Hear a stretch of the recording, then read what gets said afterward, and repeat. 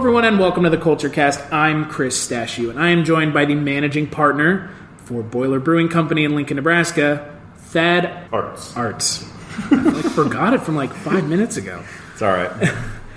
So before we get to the film we're going to be talking about Spike Jonze's Oscar-nominated film from 2013, Her. I think we should talk a little bit about the space we're currently sitting in and the beers that we are currently enjoying, because I am not sitting in my recording studio as normal. I am on location somewhere, possibly. Dun, dun, dun. In a brick room with pipes.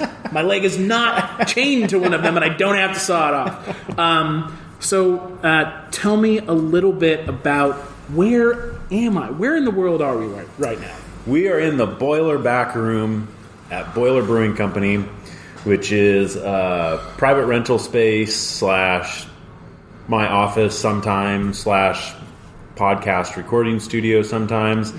But it's the type of space you walk in and you could see a late night illegal poker game going on, or you could see a serious meeting going on, or why not both at the same time? Or both at the same time, yeah. But most likely in any event, you'll see people drinking craft beer. So that's where we're sitting right now.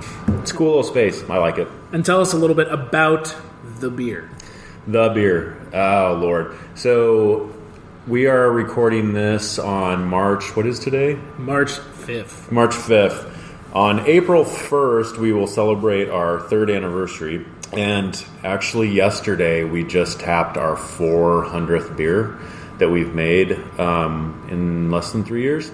So is that a big number, small number? That's a real big number. Is it? Most breweries will make, I'd say on average, anywhere from 12 is a low number. Probably more like 20 to 36 beers a year. Sure. And then the following year, maybe the vast majority of those will be repeats. But they're not a microbrewery. But you guys are, right? No, I mean, even like smaller breweries, sure. I think the thing that sets us apart is we don't distribute our beer. And so distributing breweries have to adhere to the market that they've created. And so if you're making, if you're New Belgium and you make Fat Tire, you're making Fat Tire all the time. Sure. Because you have a market that is now demanding that. Yeah. We don't do that. The only place you can get our beer is here. And so there is one beer that's bottled. We have bottled actually a lot of beers. There's one that we actually sold through a distributor that is out in the marketplace currently. It's called Nebraska Native. It's the first commercially produced craft beer made with entirely 100% Nebraska ingredients, including the yeast, which was really the wild card in that. So yes, we did distribute that, and there's been a handful of kegs. When I say handful, I mean like 5 or 6 that we've distributed out about half of them have gone to a bar that's about literally a block from us called the Happy Raven. That's a craft beer bar that we're good friends with those guys. And so we've moved some kegs over there, one of which was a beer that we collaborated with the owner of Matt Myers is his name, the owner of the Happy Raven. He made that beer with us. So we thought it was only right that he should have some of it in his own bar. But 99% of the beer we make is not distributed. The only place you can get it is here. Almost like cornered the market a little bit. Well, I mean, which is a good thing. I mean, having to come in here. I mean, let me put it this way: if I'm coming to drink a beer in Lincoln, I'm coming here. And I'm not just saying that because I'm sitting across from you. I'm not just saying that. Honest to God, I've told everybody this: if I'm going to drink a beer and I'm going to go to a bar and I'm not the bar going type, I'm just not. I'm going to come here because I can't get anywhere else. You're not just saying that because I'm here and you're sitting in a locked room with pipes all around. I'm just going to fearing for your kneecaps. This is the last will and testament. I may or may not survive this. No, I mean, the creativity behind the beer here is what really impressed me the first time I came in. So Tim Thompson is our brewmaster, and the guy... so I should make it very clear, not that anyone thinks this, but I should make it very clear that I'm not the guy who makes the beer. I've made one batch of beer in my life about 21 years ago, and it wasn't an epic failure, but it was not a success by any stretch of the imagination. Did you pitch the yeast in when it was still warm? No, no carbonation. What's going on? I left out a package of malt. Ooh. Yeah. And I didn't realize that until the beer was in its bucket fermenting under the basement steps, and I pulled out a kitchen chair in the kitchen to sit down, and there was a package of yeast sitting there. And it's like, So then at that point, I was like, I went through all that time and trouble. Like, I'm following this through, and yeah, you drink 2 bottles of that stuff and you get a headache. But I had 5 gallons of it, and I went through the painstaking process of bottling it all. And so my wife was like, "You are not buying any beer until you get rid of all this." So if you were, a lucky victim at that time, aka one of my friends, every time you came to my house, you left with a bare minimum of a 12-pack because I did not want it anymore. Anyway, yeah, brewing beer, it requires a unique set of skills that I think with most personalities are opposing. You have to be equal parts scientist and artist, and most people are either one or the other. Sure. Tim is very science-minded. He's a very precise, detailed. He wants everything exact, but he's also very creative. And from as far as I can tell, I see the guy every day, but like he has got what it takes to, he's like a scientist who goes home and paints masterpieces. He's like a Jackson Pollock who's a biochemist during the day or something like that. Sure. Like he's got both of those qualities. Sure. And I remember when I got involved with Boiler, it's ironic because Tim and I had never met, despite the fact that we came to find out that we had a ton of mutual friends because we have like interests. And we even nailed it down to, we had been at the same events. One of my good friends got married, and Tim worked with him at the time, and Tim made the beer that was at his wedding, and Tim was at the wedding, and I drank his beer, but I didn't know who Tim was. And like all these avenues we never crossed paths, which was weird. But so we got in the planning stages of this, and at some point early on, I remember thinking, like, I hadn't put 2 and 2 together that I had his beer at our friend's wedding, but I started thinking, like, well, shit, I've never had this guy's beer before. Like, sure. We can do everything in the world to, make a cool tap room and like provide the best service we can. But if his beer sucks, we're screwed. Yeah. So I got a little nervous there for a second, and so he invited me out to his house one night, and I remember going out there, and he had 23 taps in his basement, all filled with beer that he had made. Yeah, 23 taps. So go over there, and he starts pouring me stuff. Yeah, he starts pouring me stuff. And, if you've had much homebrew, like, we've all got the buddy who makes homebrew, and they bring it over, and they're really excited about it. The guy's got the snap top thing. He's like, here's my bottle of the homebrew. It's yeah. Like, hey, great. It's put that in the fridge and forget about it for a while. It's like your buddy who's in the band who's like brings you over the file or the CD or whatever. It's like, hey, listen to our new song, and you like want to like be into it, but you're really not because it's really not that good. That's how it usually is with homebrew. You're like the guy who has a podcast who's like, hey, you guys listen to my podcast? Like, yeah, this is fucking great, dude. I love your podcast. I listen every week. Yeah, right. Just don't blow smoke, folks. Yeah. Don't blow smoke. Come on. I know when you're lying. But so, to be honest with you, I was kind of bracing myself for that situation of like, I'm going to have to say I like this, and it's probably going to suck because every experience... through your teeth like, this is good. And it just it blew me away. I think the benchmark a lot of people use when they try homebrew is like, would I actually buy this? Like, would I pay for it? Would I pay money for this, right? Sure. And I remember leaving his house that night and thinking like, pay money for it. Like, I don't want to buy the stuff I can pay money. Like, I want more of that. Yeah. And every single, I probably had 8 or 10 of his beers that night, like just little 2-ounce samples. Some of them I had a little bit more because they're really good. Sure. But even the stuff that I didn't necessarily gravitate towards, like I would normally would be my thing. Like, we have a beer we do here, and the first time I tried it was at his house that night, and it's called Cuckoo for Coconut, and it's a 6% stout, and then he puts a ton of organic coconut in it, and it kind of tastes like an Almond Joy. I wouldn't normally gravitate towards something like that, but even just tasting it, I was just amazed at, like, this is exactly what it says it is. Like, this is so after that, like, which is a problem I have with a lot of craft beer. Oh, don't you hate that? As someone who drinks a lot of craft beer, it's like, this is made with some fucking thing. It's like, which sometimes, by the way, Ballast Point, not to throw you under the bus, but Indra Kunindra is one of the most disgusting beers I've ever tasted. It's brewed with curry powder, and you know what? I haven't had it. It tastes like it if you're into it. I mean, I like curry powder, and I like curry as much as the next guy, but I don't want it in my beer. Yeah. But yeah, that's the one thing that bums me out. It's like, this is made with something.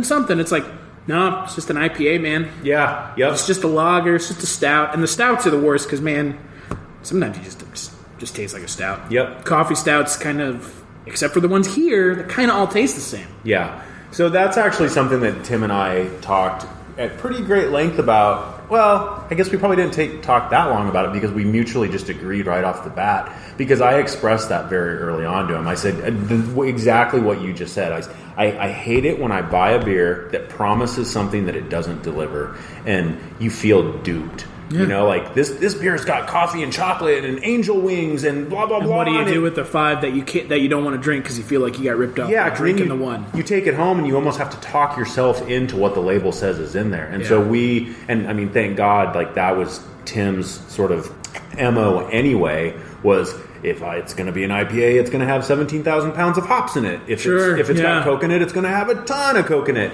Which is great. Yeah. I've tasted very few beers where I'm like, this actually tastes like what it's supposed to. But every time I come here, I'm like, awesome. That's exactly what this is what it tastes like. Yeah, like that's been the goal since day one. And so to like get back to the whole distribution thing, that part of the reason we decided to do it that way is, well, the market's getting pretty saturated. You know, there's more breweries in the United States than there's ever been, and that includes pre-prohibition when breweries were a lot like bakeries, and a lot of small towns just had their own breweries. Yeah. So like there was a lot of breweries pre-prohibition. And then after Prohibition is when mass transportation got introduced, and that's when things just evolved into the big 3 that we know, which led to everyone believing beer was this yellow, fizzy, not super flavorful thing, and all of those sort of ethnic influenced beers just went away because you didn't have local breweries anymore.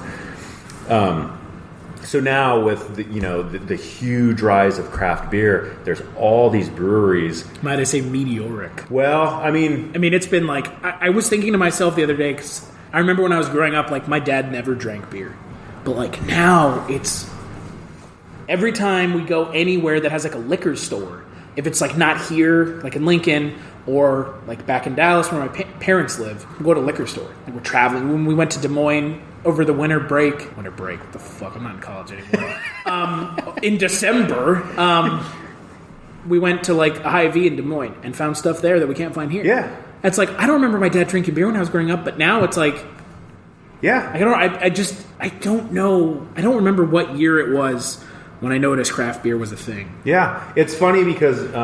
but it's like here now. Yeah. It's not fucking going anywhere, I'd hope. My parents are same. I mean, like, growing up, my parents weren't big drinkers, and if they did drink, it was like, like Old Milwaukee's Best Light or something like that. Just not anything good. Sure. And when I first started getting into craft beer, like, my dad just, like, he didn't get it. And I know, it's I don't blame him, but the first couple of times, like, I'd be drinking an IPA or something, and he would take a sip of it, and he would just wince and just, and now, like, I'm sure that, this place, Boiler, has something to do with it, but maybe they you are, think? My dad, like, all of the vats that we make, which are New England style hazy IPAs, and even though that, like, the West Coast IPAs, anything that's IPA now, my dad is just all about. And then my mom comes in here, and she either gets mead because she likes wine, but like when we had the bourbon German chocolate coffee cake batter or the one before that, these big, rich, 12% barrel-aged Russian Imperial stouts with these flavor adjuncts. My mom just goes... Chew the fucking... Yeah. She just goes goo-goo gaga over them. I'm like, if you would have told me 5 years ago that my mom was going to be drinking a barrel-aged Russian Imperial stout and loving it,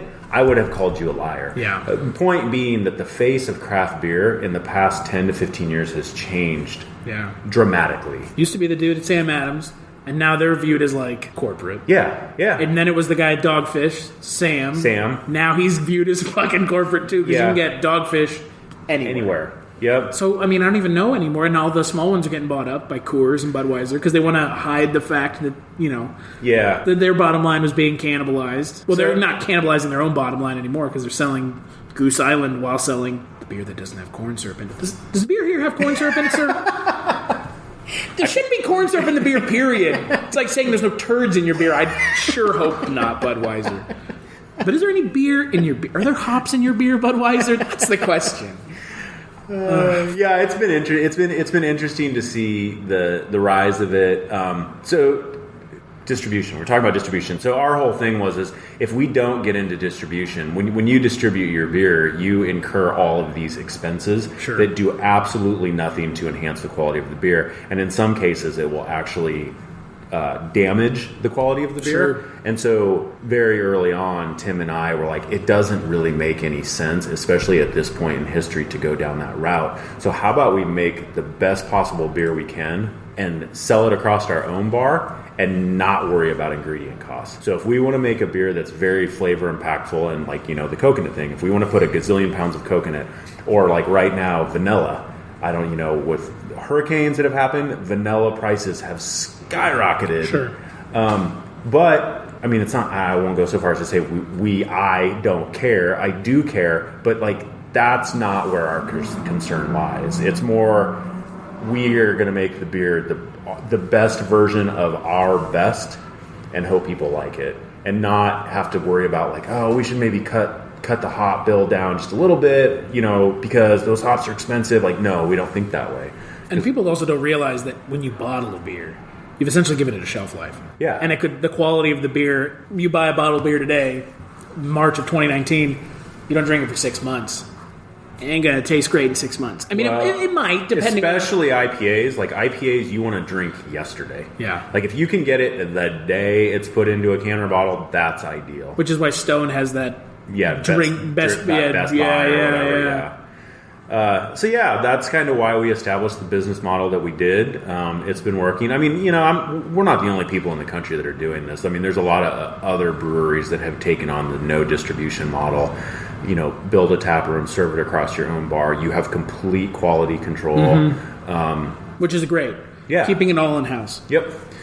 So it's been a fun. It's been. I mean, for me, to be honest with you, it's a dream job. To wake up every day and work in an industry that I'm uber passionate about, and like be able to bring value to the business that doesn't actually involve making the beer, because I'm no good at that, is like phenomenal. Well, yeah, you can sit and make beer all day, but it doesn't matter if no one can come in. Yeah. You don't bring people in. Yeah. People don't come in. So there's not somebody to run the front of the house. Yeah. I mean, that's the way it is, right? Some guy could be making the best sandwiches in the world, but I mean, if nobody's buying them, it doesn't fucking matter. Yeah. Nobody's watching it. Nobody's listening. What's the fucking matter? You gotta get the people here. Yeah. They gotta come in the door. They gotta sit their asses down, and they gotta drink it and realize that there's only one way to get that in there. And we're not the easiest place in the world to find either. Oh, don't say that. Which is definitely never gotten lost coming down here before. Which in my opinion is kind of part of the allure. The allure and the charm of it all is like, it's this little hidden, when someone says Boiler Brewing, they're like, oh, interesting name, and it's like, no, it's in the boiler room. Yeah, literally. Of the building. So the designers of the space, when I got involved with this, they told me that they were going for a speakeasy feel. And I had been bartending as a side gig for almost 10 years at that point. And they told me they're going for the speakeasy feel, and it just went in one ear and out the other, because at that point I had heard that that tagline so many times. Prohibition style bar. Yeah, and then you see it in like a strip mall or whatever, like next to Target, and you're like, oh, yeah, super speakeasy, real speakeasy. Unless it's in the back of a barber shop that you have to knock on the glass. Yeah. Then that's a speakeasy, sure. Yeah. Which those places, they have their merit, but when this place started to come together, I was like, okay, I'll. But it's like set up for it. I mean, it's you got the solid, you got the raw brick face. Yeah. It's not a lot of no window. I mean, a couple windows, but not windows in the main room. Yeah, there's no windows and I will say that so this building that we are in was built in 1904, and it was built to be Lincoln's post office. Initially, what it was built for is to be a post office and federal courthouse. To put a craft beer brewery in the basement of said building, it was a challenge. I believe it. I mean, all the tanks had to come in on their sides with very little clearance between the top of the tank and the bottom of the door. Can't even imagine. And the last little sort of hurdle we had to get over before opening was, the building we're in is 4 stories tall, and stories 2, 3, and 4 are all residential. Well, the day that we got occupancy was, mid-March, and Tim started brewing his first batches of beer, the property management office quickly started getting phone calls asking, what's that smell? And so if you've ever smelled like beer being made, like I don't think it smells bad, but it smells like beer being made. But it's very robust. Yeah, you smell something. Yeah, and I'm like, what is that? Yeah, no, I used to make beer with my dad when I was in college, and yeah, it fills the house. Yeah, it's the hops. Yep, and the malt, and it's everything. Yeah, and it's unavoidable. Yeah. And so we quickly, so if you've been to, a lot of craft beer breweries, or any breweries for that matter, they're in industrial parts of town. Big doors for ventilation, sure. High ceilings. We have none of that, and so we had to put in a pretty extensive ventilation system that we didn't anticipate doing because we're like, well, all this smell has nowhere to go but up into the apartments. Into the apartments, which is whatever, minor thing. I mean, all those things now. Like at the time, you're like, oh, this is a disaster. This is a nightmare. Dagger to the heart. And then now it's just like, well, it gives us something to talk about. Yeah, sure, exactly. And again, it's one of those things you don't think about. Yeah. Until you're like, oh yeah, what the fuck is that smell? Oh, it's just the brewery in the basement. But it's cool though because that's what makes this place. Yeah. It's unique. It's the setting is so much of like, look, I'm a tiki bar guy. Like that's my thing. I love tiki bars. I'll go to a tiki bar over other places. This place is pretty close. It's kind of quiet. It's kind of darker on the inside. It's in the basement. Most of the staff never had any problem with them. They're all very friendly. It's a quiet place too. It's not like fucking yo-hos yelling at the top of their lungs, which I like. I appreciate that. Yeah, cool. Yeah, I mean, I don't know. My take on things is I don't like same.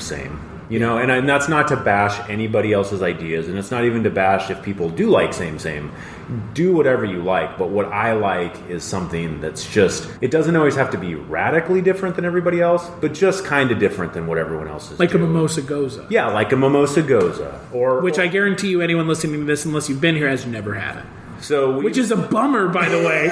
And you would wish you had it. That's the sad part. You wish you had a Mimosa Goza right now, because if you did, you'd know exactly what I was talking about.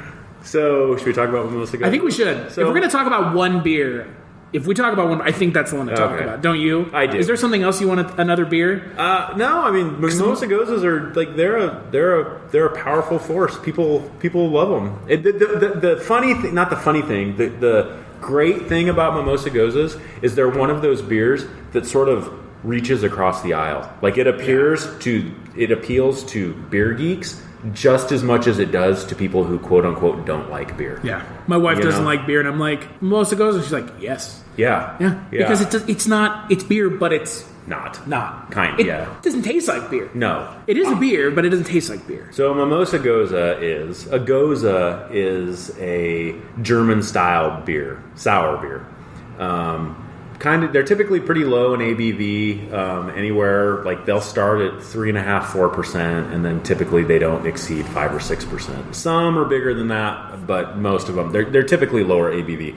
But they have salt in them. So if you have just a plain Goza, I mean it's the color of just regular yellow fizzy beer like a Pilsner, and you drink it, but it will finish and with this salt, this sodium, which is kind of different. I'm not a big fan of regular Gozas. Finishes kind of salty in flavor. I don't particularly care for regular Gozas. I just for no other reason, they just don't agree with my palate. However, we have come out, what we call them is Mimosa Gozas. So we take a regular Goza, but then we'll put a ton of fruit puree in them, and they're intentionally very, very pulpy. So if you think of like pulpy orange juice that like coats your glass with pulp, that's what these beers intentionally are supposed to do. You have to roll the can. I will say, so when we come out with a new one, Tim, our brewmaster, and Dean, our head brewer, they will. So typically when we sell crowlers, which are 32-ounce aluminum cans, you can buy our beer to go in crowlers. Typically, the servers just fill them off of the tap handles in the bar, and we seal them and we put them away.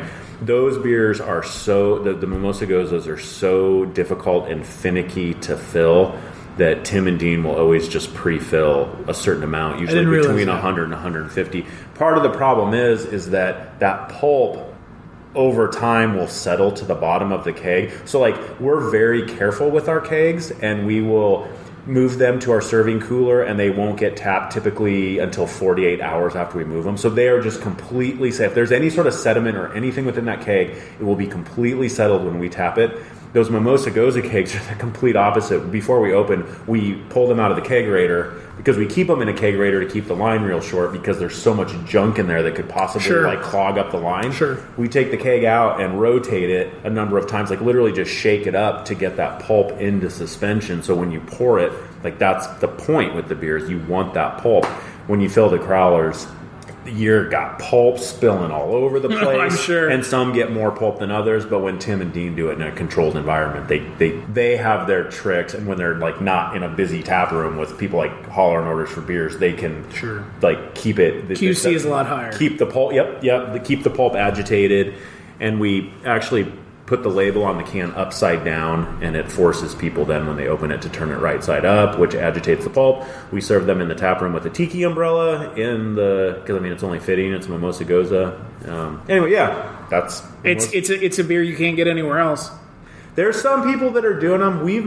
Where? There's a place called The Answer that is doing. I don't know if they call them Mimosa Gozas, but they're Gozas. They're very fruit forward Gozas. Is it here? It's not here though. No, I want to say that's Oregon, maybe. So for us folks in the flyover states, you're the only ones. Yeah.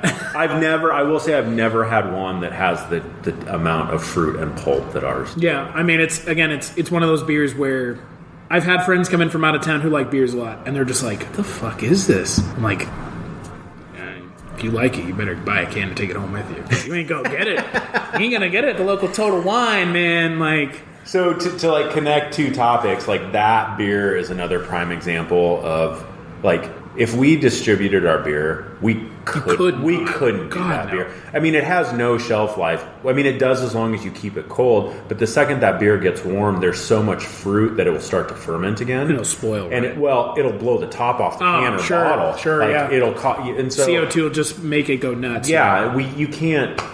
I can't imagine trying to fill like a bottling line and putting that type of beer into bottle. I mean, so you couldn't do it. You can't do it, and so it's like one more reason. Like, see, this is why because we couldn't do all this fun stuff if we were just stamping widgets, basically. Or what was the one I had a couple months ago? It was like the frozen beer.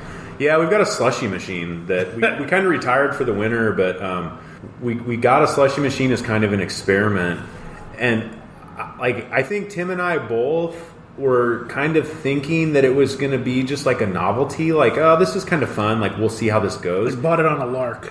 Well, yeah, we actually borrowed one first. Okay. And then we were so sold that we went, no pun intended, we went and bought one. It's crazy, like it completely, I mean, whatever the beer is you put in it, so let's say you put a coffee stout in it, the end result after it's frozen, you're still going to have like this coffee thing, but in a weird way it kind of takes on it expresses different flavors that are in the beer that you don't get when it's in its beer regular. Sure. I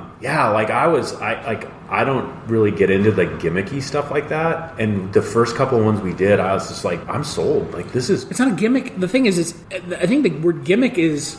It's like it's in that negative connotation because everyone thinks like it's a gimmick, right? Like there's a place back home in Dallas that has a nitro cocktail where they like make it at the table and they pour the liquid nitrogen in it and they freeze it. Yeah, they don't have it anymore because it's too expensive. What a surprise! Because it's like $17 for a margarita. Yeah, what a fucking universe we live in where that's feasible. But it was good, but I never wanted to order it again. But the gimmick was fun to have them come to the table and liquid nitro it. Yeah. The beer here, that frozen beer, I would order it again. Yeah, because it was actually good. I think when it transcends the gimmick, it's when it's not a gimmick anymore. Well, that's what I like. I guess I should say I didn't actually think it would be that great. The one that I had was really good. I don't think I've ever had. The first one we tried. One of the first ones we tried was an IPA that had fruit in it, and that one not so good. Because you just got a lot of bitterness from the hops. Sure. But if you have to choose the right beer. But like the Mimosa Gozas, killer. Like stouts with like any of the stouts, awesome. Like that's what I had a stout. Yeah, coffee stout. Coffee stout, kind of like the Whopper in it and everything. Yeah. Kind of tastes like a granita. Yeah, kind of. It's really good. Yeah. But again, I've never had anywhere else. Yeah. I don't know if anyone else is doing it. There's other places doing it. I don't think anywhere around here is doing it, but. I've seen other breweries on social media that are doing it. And for listeners, I can't stress enough, we're not living in the wasteland of beer. There are like 5 or 6 breweries here. Yeah. Right? Oh, no. Lincoln's there's more than that. I don't know what the exact count is, but I will say. I know just Cosmic Eye just opened, so it's probably higher than that now. I will say, as somebody who lived decades of their life frustrated at the fact that it wasn't happening here, and it was getting to the point that I was just... If no one's going to do what I am. Well, not so much that, but I just started to believe it was never going to happen here. Sure. And so to see craft beer, I remember the first time we had people come into the tap room and buy crowlers that lived in Colorado and were taking them back to Colorado. I got this, not that it really had much to do with me per se, but I got this sort of feeling of victory. Go into the world, my children. Well, right? because for the longest time, it was when you went to Colorado or your buddies went to Colorado, you brought beer back. Sure, It was because that was the mecca. All the good stuff was in Colorado. You went to Colorado to get good beer. You brought it back. It's like, holy shit! People are coming from Colorado to get our beer to take it back. And they want to. They want to, and you're like, finally, it could happen. It did happen, which is awesome. Yeah, it was. It's great. It's. I don't know. That's the beauty of craft beer. It's always had this sort of. It's very community based, and there's it's business. It's business like any other, but. And there's healthy competition, but especially here, because there are mainstays here, and there are the big boys here. Yeah, there are some big boys in Lincoln, but we all are friends, which is good. That's we've done collaborations with White Elm. We did a collaboration with Zipline, Empyrean. It's like we all have our own interests at heart because we have to run a business, and you have employees, and you've got to pay the bills and all those things. And sure, that's important. But at the same time, very few other industries show that sort of hand holding on a regular basis. Sure. I mean, you're never going to see Nike and Adidas do a collaboration. No, they'd rather cut each other's throats than do that. Pepsi and Coke. Yeah. Or they're going to shit on each other first. Yeah. They'll never be Pepsi and Coke are collaborating. Tomorrow? We're going to get nuked out of the sky because hell's freezing over? That's not going to happen. I mean, matter of fact, it's just so Tim, our brewmaster, has a meeting with Mike Bowden, who's the brewmaster or head brewer at Zipline.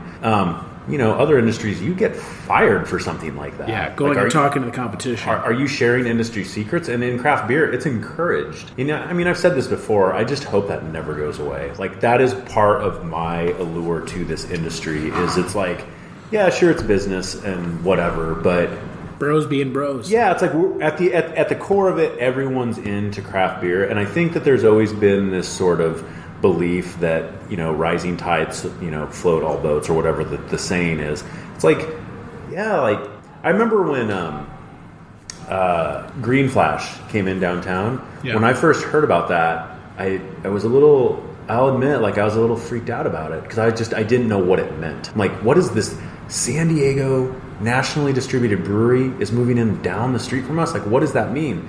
And then I quickly realized that's a good thing. Yeah. That's great. And now Kincaid's downtown too? Yeah. It's the more the merrier. I welcome it. It's great. And I don't know. I hope that continues. I'm no hippie, by the way, but I just I'm no hippie, but peace, love, and craft beer, man. It's I'm no hippie, but I mean, and I think that, kind of podcasting, I think it's important to kind of help each other out. Because I didn't get where I am now podcasting without the help of some folks. Yeah. And the mindfulness of other people to be no, maybe this. Mm-hmm. And this what you're doing. And it's that's helpful as opposed to you're a fucking idiot. Fuck you. Get the fuck out of here. I don't want to have anything to do with you. That's not helpful to anybody. I hope you fail so I can succeed. Yeah, it just makes people resent you. Yeah. And want to see you fail. And there are people like that in the podcast industry that are sitting on their throne of, Casper mattresses and, whatever, what is that, fucking Food Box, Hello Kitchen, or Blue Apron, sitting on their throne of Blue Aprons we have all the advertising money, fuck you little guys. It's come on. Yeah, but that's not the way it works. That stuff won't last forever. No. People's... Blue Apron's some bullshit anyways. I think, I don't know. I don't know how to go to the store and buy ingredients to make dinner. Sorry. Not to be a dick, but jeez. So should we talk about movies? Mr. Theodore Twombly, welcome to the world's first artificially intelligent operating system. We'd like to ask you a few questions. Okay. Are you social or antisocial? I guess I haven't been social in a while. How would you describe your relationship with your mother? Thank you. Please wait as your operating system is initiated. Hello, I'm here. Hi. Hi, I'm Samantha. Good morning, Theodore. Good morning. You have a meeting in 5 minutes. You want to try getting out of bed? You're too funny. Okay, good, I'm funny. I want to learn everything about everything. I love the way you look at the world. How long before you're ready to date? What do you mean? I saw in your emails that you'd gone through a breakup. Well, you're kind of nosy. So what was it like being married? There's something that feels so good about sharing your life with somebody. How do you share your life with somebody? How are you? I guess I've just been having fun. You really deserve that. It's been a long time since I've been with somebody that I felt totally at ease with. What's it like to be alive in that room right now? I wish I could put my arms around you. Wish I could touch you. How would you touch me?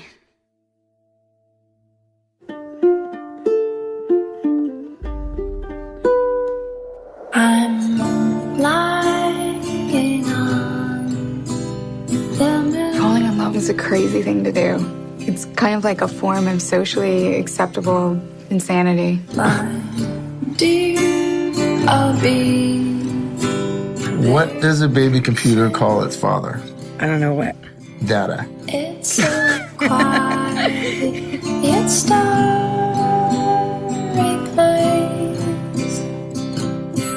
Can you feel me with you right now? I've never loved anyone the way I love you. Me too. Safe and Now we know how. a million miles away. Why did you pick this movie? Of all movies, 6-year-old Spike Jonze film. Yeah, so I didn't realize it was that old. I just, the older you get, time becomes this weird thing, and years go by, and you think it was weeks, and blah, blah, blah. Tell me about it. Yeah, well, it gets worse, I hate to tell you. I'm almost 30, so it's already, it's ramping up. It's like tomorrow I'm going to wake up and be like fucking 50 years old. Be like, where did the time go? Yeah, that's how it happens. So I've kind of always been a Spike Jonze fan. I think he's very creative. He sort of came up in an industry that I grew up skateboarding. I'm still into skateboarding, and that, he was part of a magazine and then part of a skateboard company that he's still, I think, associated with. He had done some skate videos for the company called Girl, which is a skateboard company. And he also came up with the Jackass guys. Yeah, I mean, those guys...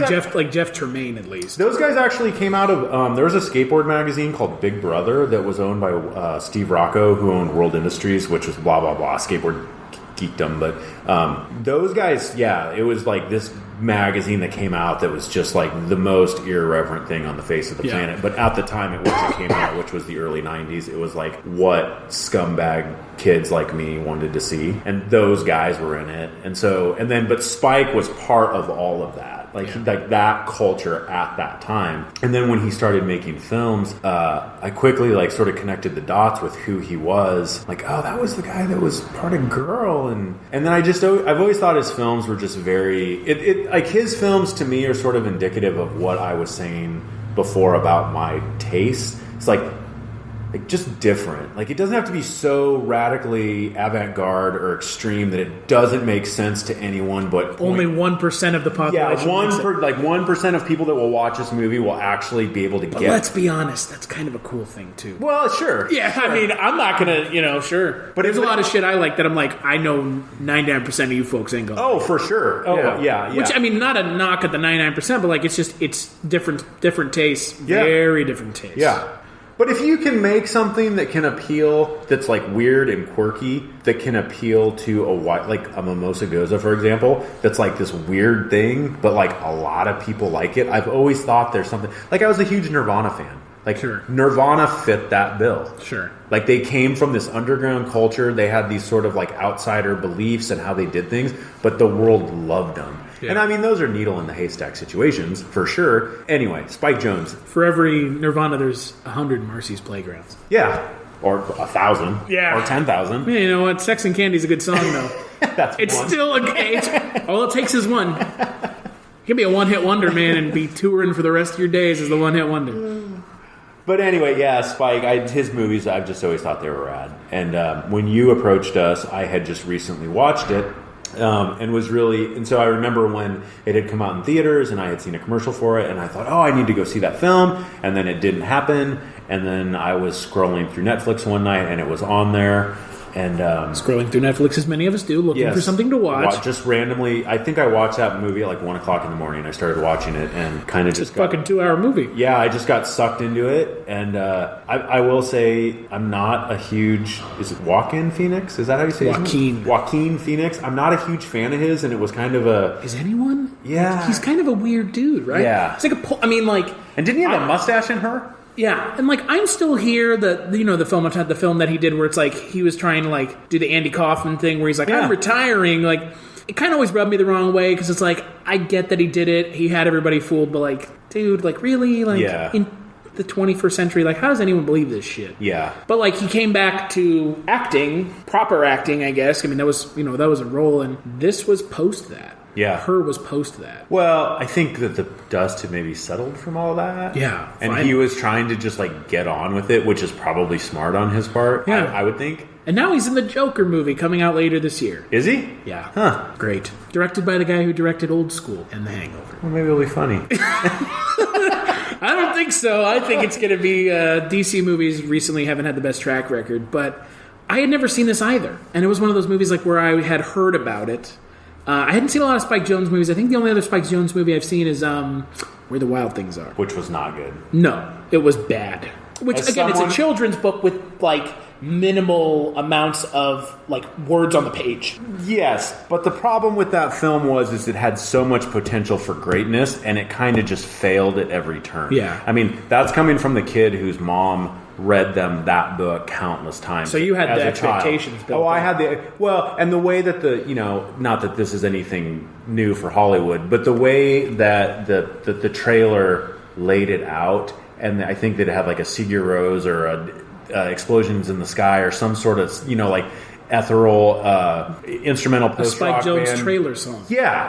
I mean, I'm pretty sure for the trailer for Her, he's using fucking Aphex Twin, right? Yeah. Which has been horribly sampled by Kanye West on his My Beautiful Dark Twisted Fantasy, but let's not get into that. So the trailer just led me to believe, and it just, I almost had the belief of like what the story was and who the director was, like it couldn't fail. Sure. Like it had to be great. Yeah. And I remember we went and saw it in the theater, and I just left just like, what a disappointment. Sure. Whatever. We're not here to talk about that movie, but I will say, for as much as I'm a Spike Jonze fan, that movie was just not. So, Great. Spike Jonze directed Being John Malkovich, right? I love that movie. Never seen it. Oh my God. Right, I know. See Does that it. bum you out? Just bums you out. See it. Like, so this is the only Spike Jonze film I've seen that I can remember all of it. Obviously, having watched it recently, I mean, Where the Wild Things Are, it all kind of just meshes together because Yeah. it's not much. No, you're just like, when's something gonna happen? Yeah. Which maybe that was the point, but whatever. It's just not good. No. Contrasting it to this, though, this movie being made in 2013, sitting here watching it in 2019, shit, man. Yeah. It's held up and then some. I think it's better now than it probably was in 2013. Oh, for Right? sure. I mean, it's the technology has become so pervasive. Let's back up a second. So you haven't seen Being John Malkovich. I assume you've seen Fight Club? But that wasn't Spike Jonze, wasn't it? No, but have you seen Fight Club? Yeah, but I don't like Fight Club. What? Primarily because I like Polanyuk's other stuff. I think Fight Club is okay, and I love David Fincher, but Fight Club is not. It's just okay. It's like Pulp Fiction for me. It's like been kind of blown out of proportion as like some sort of like cultural milestone in film, and I'm like, it's okay. So for me, I like again. He's like, it's time for you to leave. Boiler Brewing would like you to get the fuck. we off have the right to refuse service to anyone, and your service And is being refused right now, my man. So for me, I remember seeing Fight Club and Being John Malkovich in very close proximity to Sure. one another. Like, I want to say a month apart, if not less. And both of those movies were such original concepts that's why... So, as I was telling you earlier, I was a film studies minor, and after going through 5 semesters of that with a professor that I ended up not being that fond of, I really had like lost passion, drive, hope, whatever for film, and really just didn't want to have anything to do with it. And by the way, kids, if your parents tell you that the teachers don't matter, they do. They do, especially in college when all of a sudden you're paying for your education. Yeah. But I remember seeing those movies, and it was at that point I just remember realizing, in part through my education, so I guess I should thank it for something, but realizing that so many movies that were coming out were just rehashes of an old idea or remakes of an old movie or whatever. They do that. Wait, what? Yes. How many Star Wars? What year is it? How many Star Wars movies have come out? Oh, how many remakes are there this year? How many sequels are we getting in the next month? God Lord. But I just realized that there was just like the majority of movies, there was just no new ideas. No, it was and there aren't even. It's even worse now. Yeah, it's just you just put different clothes on them and you call it a new movie and whatever. But I just remember seeing those two movies and just thinking like, damn, like I can't think of anything I've seen that even comes close to this. And so like for Fight Club, and so like Fight Club and being John Malkovich, in my mind, I always kind of like, they're very closely paired, although they're completely different movies. Sure. Just because they were such original concepts at the time at which they came out. Sure. Anyway, so fast forward to Her, I saw it and I watched it, and it was just, if you know the premise of the movie and you know the timeline, it almost sounds like it would be like a Saturday Night Live skit or something. Like it's just guy falls in love with his phone. Like it's hilarious. It's almost so far fetched. Like how could you take this serious? Mm-hmm. But as you're watching it, to me, this is my takeaway from it. You're watching it and it becomes very relevant. Because if that hasn't happened, it would not be a far stretch to think that it could happen. It's coming. And then this guy, I think that Spike Jonze did a great job at portraying a guy who literally falls in love with his operating system. Yeah. And if you think about it, it makes total and complete sense because you found your ideal mate. Never mind the fact it's not a real person. Yeah. And so it introduces all these questions in your head of like, God, is this good? I mean, it's obviously not good, but like what? And very lonely aesthetic through the entire film, where whenever it's shot in a public space, everyone's talking presumably to their operating system or somebody else. It's never verified that they are, but the assumption is there. The assumption's there. But whatever the case, no one's talking to each other. Everything is insular. It's insular, but you're in the... and that's the way it is now. Yeah. Look, I walked in here with my AirPods on. No, not that anyone was talking to me out on the street anyways. It's, 9 o'clock at night, but you're, like, contained inside your own world in the bigger world. Yeah, and so it was just... And then, I'm not going to ruin it for the people that haven't seen it, but the way that it ends, I think, was just brilliant. Well, we're outside of the statute of limitations for spoilers, so we can... Well, the fact that she breaks up... 5 years is how... 5 years? 5 years out. So we're 6. Okay. So we're 6 years on this. The fact that she broke up with him... Yeah. Like, I was just like, damn, like, add insult to injury. Like, you fell in love with a computer program, and then that computer program broke up with transcends reality and goes on to a higher plane. An operating system voiced by Scarlett Johansson. Yeah. Which that was good. I appreciate I think that's the best role I've seen her in. You think I'm kidding? Ouch. The thing about the movie is when I think about the movie, I think less about the operating system and more about the character that Joaquin Phoenix is, which is someone who is unable to come to terms with their own inability to process loss. Because that's the whole the underlying movement of the film is that his wife, played by I can't remember Rooney Mara, is leaving him. Mm-hmm. Because they've grown apart. They were dating since high school or college, and they've grown apart as they've gotten older, and he can't seem to figure out a way to process it. He's no idea how to deal with it. Early on in the film, he's talking to, does she have a name? Samantha, the operating system. Is it Samantha? Yeah, it's Samantha. And he's talking to her, and he's like... Oh, that's right, because there's a scene where she said, what do you want my name to be? What's your name? And she's like, I went through the, children's names. Oh, that's right. He's like, you read this book in like 2 seconds? She's like, 2 milliseconds. It's like Samantha. But she asks him about like why haven't you divorced your wife yet? And he's like, because I like being married. And it's like, and she's like, but you're not married. You haven't been together for like over a year. And that's like the whole driving thing in the movie is like someone who can't process loss is having to like deal with it up front in a way that is unconventional, obviously, because it's not through another person, it's through an operating system. I mean, Amy Adams' character is there throughout the film, and you kind of get the idea that her and Joaquin Phoenix have like a kind of a budding romance, but not really. Mm-hmm. But he's so fixated on his operating system that it like helps him overcome the loss by losing her, right? Because that's the end of the film is like he overcomes the loss and he's ready to move on. At least that's the way I interpret it. There are people who interpret the end of the film as he goes to the roof of the building to kill himself. Really? Yeah, which I didn't get that at all. But like I've gone online and like read about it, and I was like, boy, that's some dark shit. Like that's pretty dark. Because like her and like Amy Adams and Joaquin Phoenix go up to the roof together. And a lot of people are like, yeah, they went up there to kill themselves. I'm like, what the fuck? Fucking movie are you guys watching? Like, holy shit! Like that's some dark shit. Yeah, I didn't think that. I thought it was more of like.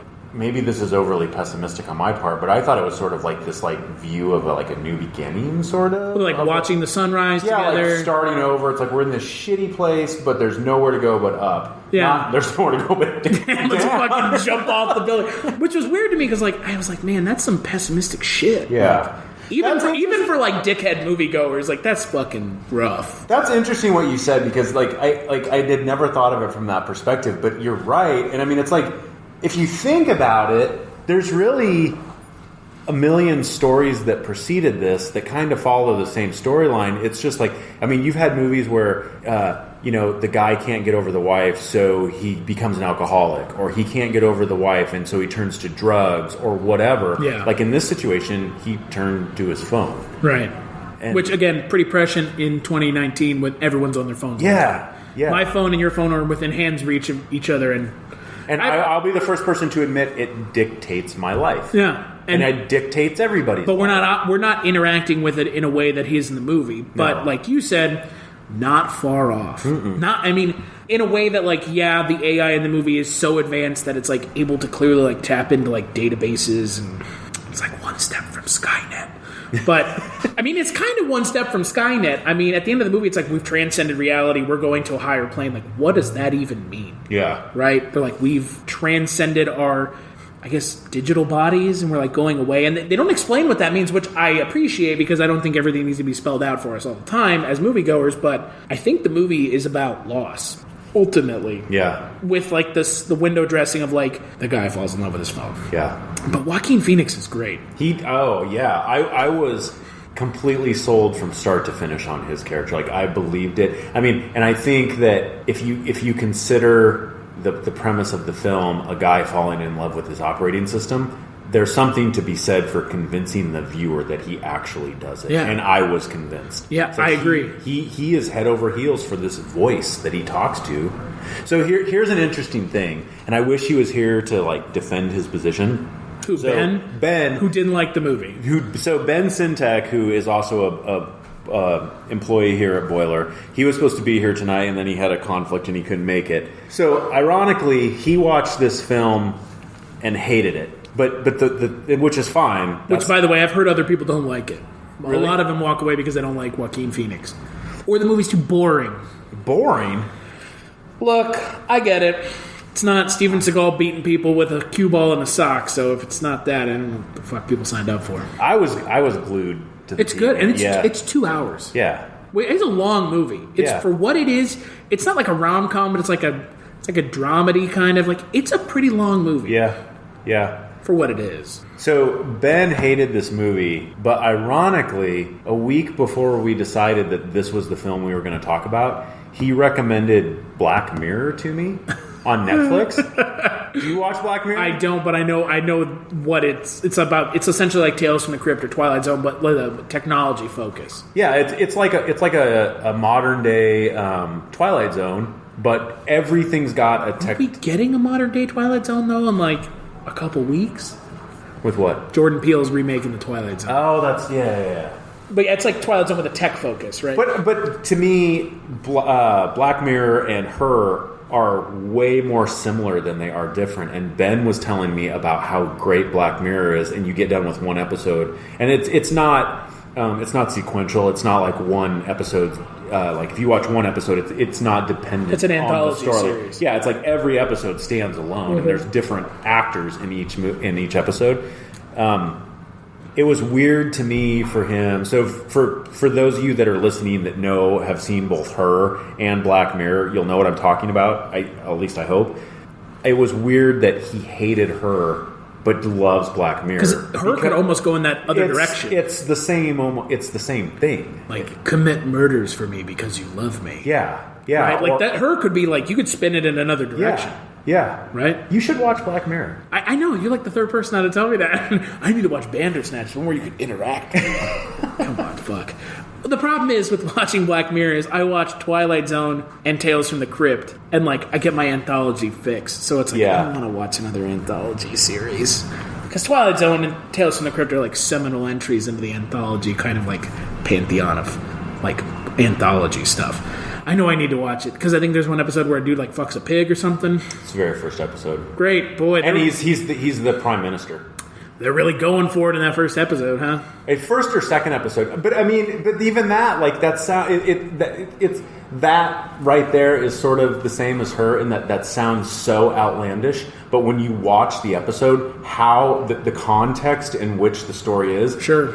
it's heartbreaking. Like you're just like, I can't believe this is like Sure. not up and above just the Pig fucking? yeah, the nastiness of it. Like why what is happening. You're disgusted, and it's all this like it's like Her in that maybe these things haven't happened, but it isn't a far stretch to think that they Sure, could. yeah. And that's what's creepy about And we're it. getting closer every day. Yeah. And the thing with Her is like you said, it does almost sound like an SNL skit, but like everyone commits. Joaquin Phoenix, Joaquin Phoenix, he was nominated for a reason. This movie was nominated for a reason. And the other thing I appreciate, Spike Jonze not only wrote the film, he also directed it. Oh, I didn't know he wrote it. Writer-directors, like that's a very... It's not uncommon, but it's uncommon that it's a film that's as successful as this one was, with as mainstream as it is. Huh, I didn't know that. Yeah. So he wrote and directed it, which I mean obviously makes sense. I mean, he's touching on a lot of things that are clearly important to him as a writer. Right. With dealing with law. And again, like as someone who, I mean, Wasn't he married to Coppola? What's her name? I think so. Sofia Coppola. Sophie. Yeah. So like that's the thing, like the film being about like loss and like coping with it through 21st century means of like falling in love with your operating system, like as an adult, probably not the teenagers who might be listening to this, like you probably haven't actually felt that loss that his character feels, and as someone who has, maybe you have as well. I don't think I would turn to technology, but we've all turned to something. Yeah. Turning to technology, I think, is a very interesting aspect, and that's what makes the film so interesting. It's like, boy, of all the things you turn to your operating system. I guess it makes sense. Some people turn to booze, like you said, drugs, It's like any number of things have been explored before, and this is the first time an operating system's been explored. Yep. And hey, Chris Pratt's in this movie with a killer mustache. What is it with mustaches in this fucking movie? I don't know. And did you notice the high-waisted pants? Yeah, what is it with that? I don't know. It's like they're living in the 70s in 2020. 70s? I thought it was more like the 40s. Yeah. It was like a... But like in the future. Yeah, futuristic 40s. Yeah. And the other thing about this movie is the thing that I really like, and it probably gets overlooked, is where he works. Mm-hmm. Right? Mm-hmm. It's so, like, it's just further kind of compounding how out of touch people are with reality. Their own reality. Yeah. Where, like, you pay someone to write a love letter to your significant other. Yeah. What's the name of the company? Like, handwritten love letters. And he was really good at it. Yeah. So much so that the operating system, like, sent his, like, best letters in, and they're, like, published at the end of the movie. Yeah. But, like, that to me, like, further compounding, like, how out of touch he is. Mm-hmm. But, like, in touch at the same time, but he's out of touch with reality, but he's in touch with who he is. And I think that's what's so fascinating about this movie is Spike Jonze, at least in this movie, he's trying to say something about like how out of touch we are with each other, but in touch with each other at the same time. We're in touch with ourselves, but out of touch with other people. And I think it's really interesting that it's kind of framed up in this way that's kind of approaching what we're not there yet, but it's coming. Mm-hmm. So I don't think we're far away from like people and AI becoming so front thinking that it could you could have a conversation with it, and it's like talking to an actual person. Yeah. Which is terrifying, but I think he jerks off with his AI. Yeah. Let's talk about that. That's just. And there's a part where a chick asked him to. Oh my god, the thing at the beginning with the cat. Oh, that was weird. Right? He even thought it was weird. Yeah, he's like, strangle me with the dead cat. He's like, what? The dead cat. Strangle me with the dead cat on the nightstand. Like, oh god. I don't know. He must be saying something about humanity being out of touch with reality. But holy shit, that's fucked up. Well, I mean, and all of those things, I think when you put them all together, that was the beauty of the film. Is it took this sort of ridiculous, far-fetched concept, made it really not ridiculous and far-fetched, and wrapped all these emotions into it. I mean, there was those things that were just kind of crazy, but then it's you had sympathy for this guy. You had legitimate sympathy. This is so sad that and you had hope for him that. And then at the end, he just gets his dreams dashed. And I guess depending on who you were, it resulted in him jumping off a building. I still don't see it, but sure, some people watching did. The sunrise, Man, how pessimistic do you have to be as a person to think he killed himself? Jesus Christ. Yeah. Have you, not to totally change gears, but have you by chance watched the series on Netflix called The End of the Fucking World? The first couple episodes. There ain't that many. I think I've seen the first episode though. What'd you think?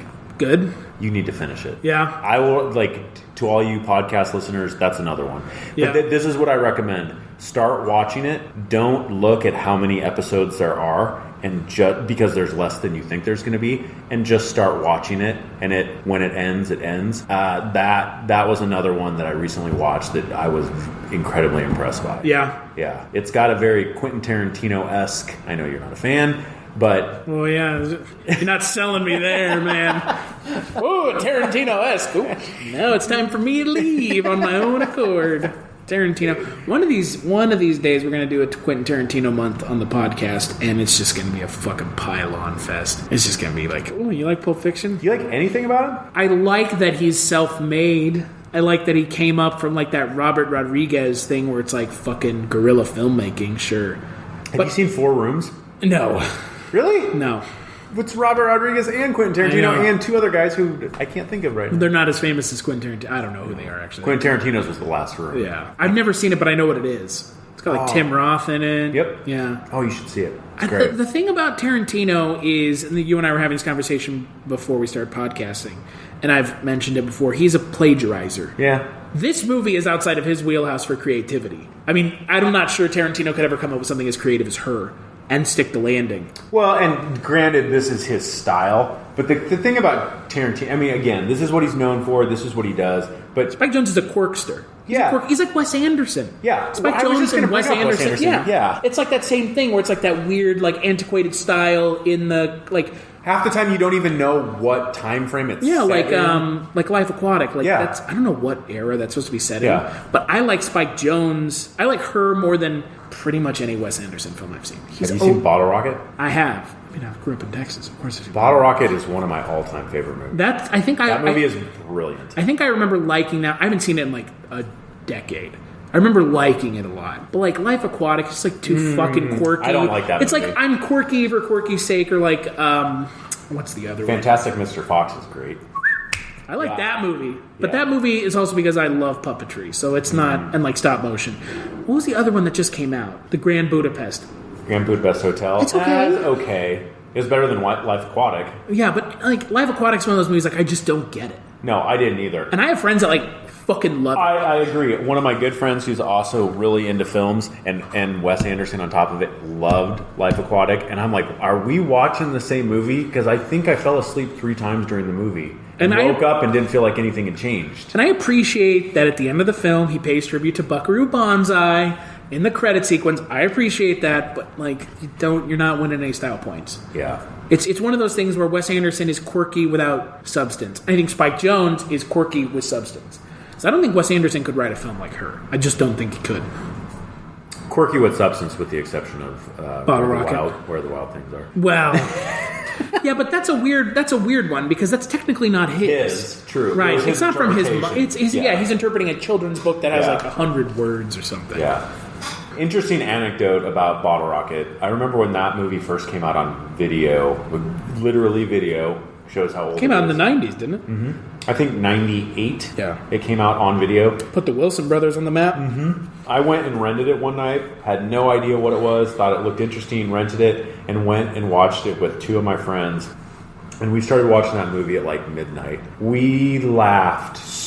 We were laughing so hard, it's like we were cardiac arrest. Sure. Coughing. At one point, one of my friends, we were at the house at which we were watching it, his wife comes out and she's like, "Are you guys okay?" Like, we just laughed. Like when you see something that you have that strong of a response to, you want to share it with other people. Sure, yeah. And so I started telling people, like, you got to see this movie. This movie is hilarious. And what I found is that the majority of guys that would watch that movie thought it was hysterical. Yeah. The first time I watched it with my wife, she would look at the screen and then periodically look at me like, And you're like, "Oh, am I supposed to be laughing?" Like, what are we like, what am I wasting my time with here? And I found that it was a very male based, because you're watching this film about three buffoons that just dive headfirst into the deep end of buffoonery. Sure. And just keep sinking. And I think that there's something about that guys, I don't know what it is, but they find comedic, and like look at those idiots making their lives worse and worse. Sure, and worse. sure. And women look at that as like,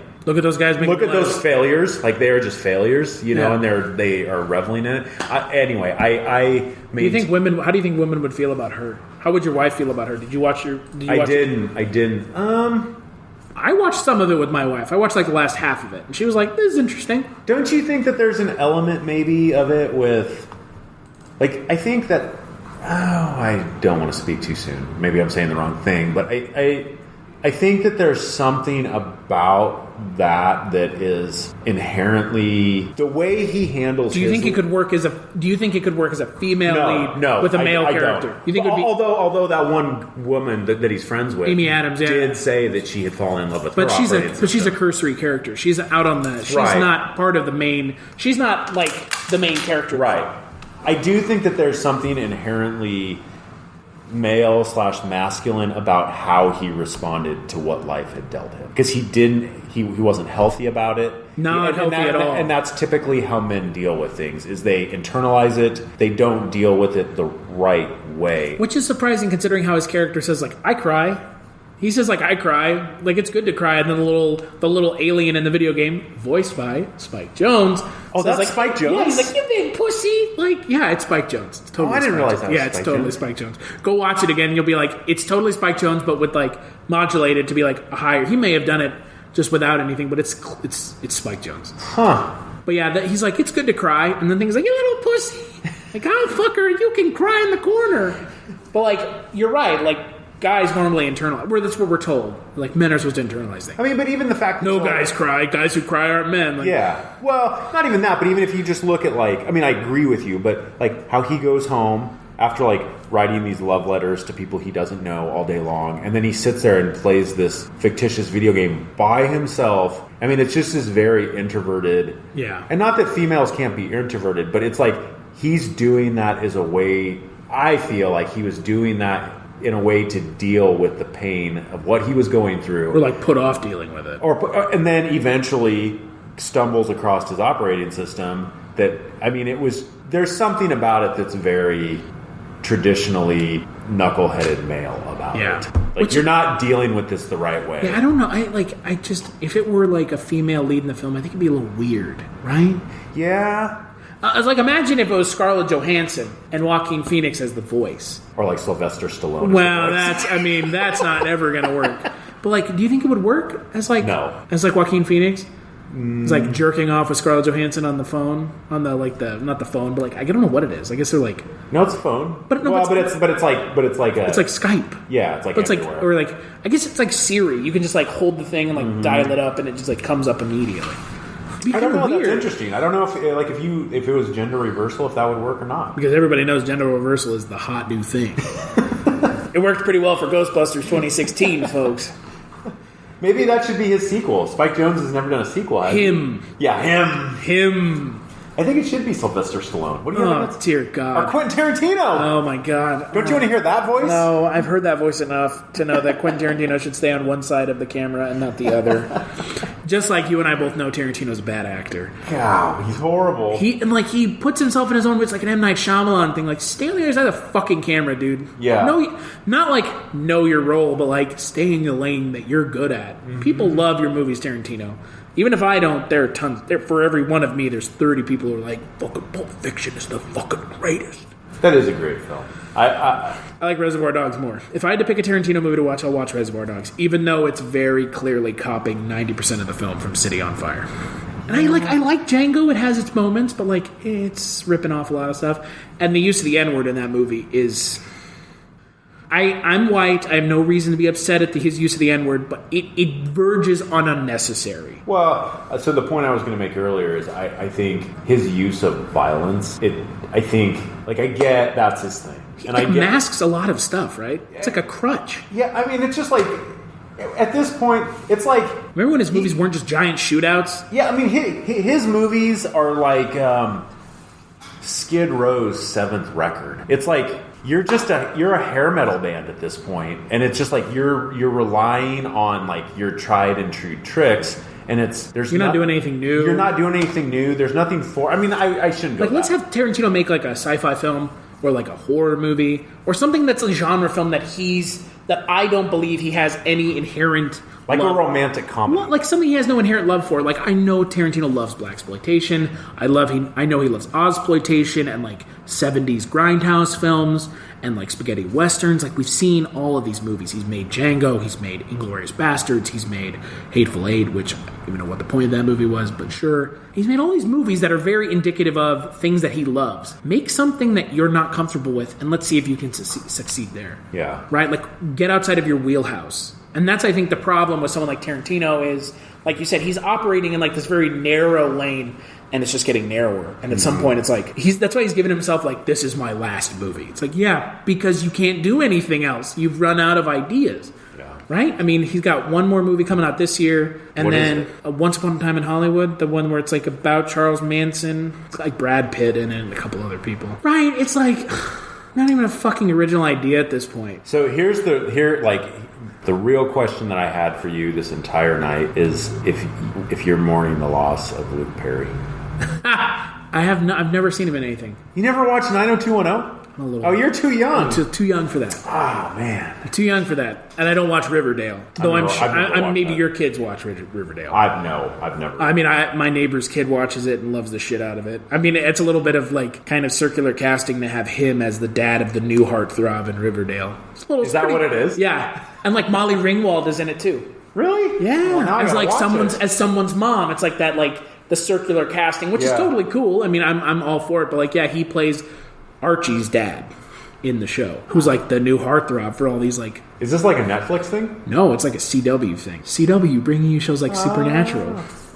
Now in its 15th season, or God knows what. I'll have to watch it. I have no like exposure. You can watch it with your kids. Your kids probably love it. I mean, it's like 15, like 10 to 15 love Riverdale. It's like going down to Hot Topic at the mall, and they just got Riverdale shit for days, man. It's one of those things where it's like, Sign me up. I'm too old. You're too old. But like, remember when you were in high school? When I was in high school, it's like I watched shit that my parents wouldn't touch. Yeah. And like Riverdale is that? Like, I won't touch fucking Riverdale. But that's what 90210 was for me yeah. when I was in high school. Mm-hmm. That was I like believe it. the show that, I mean, it's like you watch it now and it's just corny as can He be. was so young. Yeah. It's like 52 or something. Yeah. Had a stroke and just, That was that. man, that's a bummer. Yeah. And here's the thing, 2019 hasn't been that bad yet. Like, what was it 2017 was like Bowie, Prince. Mm-hmm. Man, that was a bad year. I shudder to think what happens the day David Byrne passes away. Then I'll be a sad man. He won't pass away anytime soon. He'll transcend the ethereal plane. I think David Byrne, like, knock on wood, I hope he's not listening to this so I don't curse him, but I think David Byrne's got, like, the Paul McCartney gene. Like, that guy's going to live. Yeah, but at least David Byrne doesn't look like an old lesbian. Well, but like Elton John and McCartney do. David Byrne will live to be 90 I hope so. at least, I hope and so. look like he's 50. Have you seen True Stories? The movie that he directed? Boy, it's fucking nuts. Really? Oh my god. Are you a big David Byrne fan? Like Talking Heads? Do you like Talking Heads? Favorite band. Really? Yep. Why? I love Talking Heads. But what is It just speaks to me. The lyrics speak to me, and David Byrne is such a weirdo. I love it. Huh. Everything about him, like, it's the melding of so many different things. Like, there's, like, world music influences. Oh, for sure. And, like, David Byrne brings his, like, weirdly British prog rock thing to it. And then you've got, like, the American side of the band that kind of split off and did their own thing. You know, it's just, I don't know. Something about the Talking Heads. Just, like, Home, that song, like, Naive Melody, that song, favorite song, period. It just speaks, there's something about it that just, it's like, it speaks to me on a level that, like, I can't.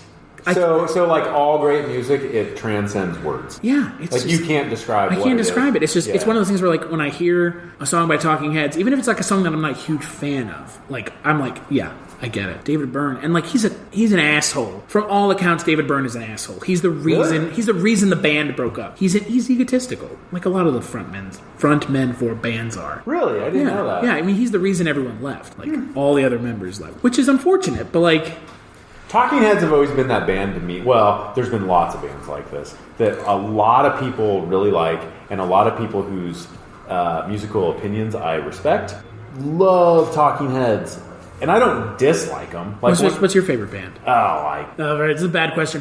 What if you were on a desert island, and you had one CD, you could only play. So Because I know my answer would be it would be the Talking Heads soundtrack from the film done by oh Jesus Christ, it's gonna escape me. The guy Jonathan Demme. Have you ever seen Stop Making Sense? It's an amazing concert film. It's an amazing film. wait, Stop Making Sense. With David Byrne with the giant suit. no. Oh man, it's so good.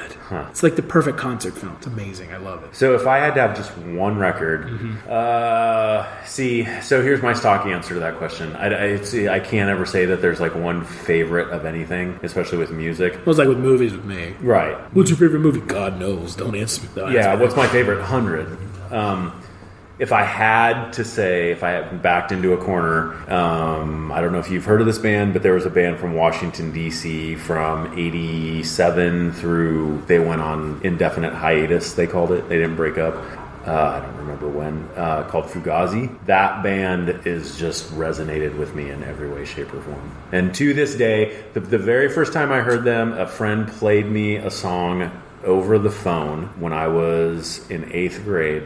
The very next day I went out and bought the record. To this day, I listen to those songs and they make the hair stand up on my... they just do everything right. Yeah. I mean, the same thing that Talking Heads Yeah, is to you. no, yeah. You know, it's just like, it's something that you can't put into words, you And you cannot get it. articulate, but you get it, and it's something that you will... And the beauty of it is it's something you carry with you your entire life. You know, it's like when I was a kid... I'm not going to outgrow it. No. It's like when I was a kid and I'd go to like my grandparents or like, you know, quote unquote old people's houses, and you'd see these like Glenn Miller records or whatever, and you're just like, ugh, like what? Like, you really like this? Yeah, they really did, because that was something that it defined something from You can't tell me you don't have a soft spot in your heart for Jim Croce, do you? I can't say. I probably have some records. I will probably What say. about James Taylor? I'm not. I will not pass up some James Taylor. I love James Taylor. Yeah. He's great. He's amazing. I wish I had seen him when he was here. I didn't get a chance to. Yeah. He was here like a couple weeks ago? Was he? February 20th. Yeah, with Bonnie Raitt, of all people. Oh yeah. Yeah. What? It's February 20th. Where? The Pinnacle Bank. Oh, That was a song my wife, one of James Taylor's songs with the wife, the song my wife and I danced to at our wedding. really? Something in the Way She Moves. Yeah, I love that song. I love James Taylor. But like nobody would know that about me. Cause He has a very soothing voice. dude did a shitload of drugs. It's like a heroin addict. And like James Taylor was? coke addict, dude. Yeah. Really? Yeah. Like, and that's the thing about James Taylor. It's like anything else, you're just like, what? What the fuck are you on about? Like, fucking 70s and 80s, man, were wild for James Taylor, which is insane. Go look it up. He was like, yeah, he was in rehab and everything else, but like all of them were. Yeah. So what's your favorite movie? My favorite movie? You know, I have an answer, but it's kind of like stock answer that I've used for like the last. I've got a lot of favorite movies. I really do. And the ones that I'm going to give you, though, are going to be for somebody who's into film. It's probably going to insult you. You're probably going to be offended at my answers. Why? Because they're mainstream films. Wait, hold on. Just because I'm into film doesn't mean it. My answer is pretty mainstream, dude. You want me to tell you mine? It's Goodfellas. That's pretty fucking mainstream. That's your favorite movie? I mean, it's up there, but like, if I give an answer to people about other movies that I really like, they'd be like, wait, is Goodfellas one with Ray Liotta? Uh-huh. That's a brilliant movie, but that's not what... I love that movie, but I didn't It's 3 hours and it doesn't feel like it. No. It zips by like that. It's not like Casino. Casino has its problems. I like Casino. Casino's 3.5 hours. See, I was not a big Casino fan. It's aged a lot better than I remember, and I've watched it like 4 or 5 times in the last year. Let me ask you this.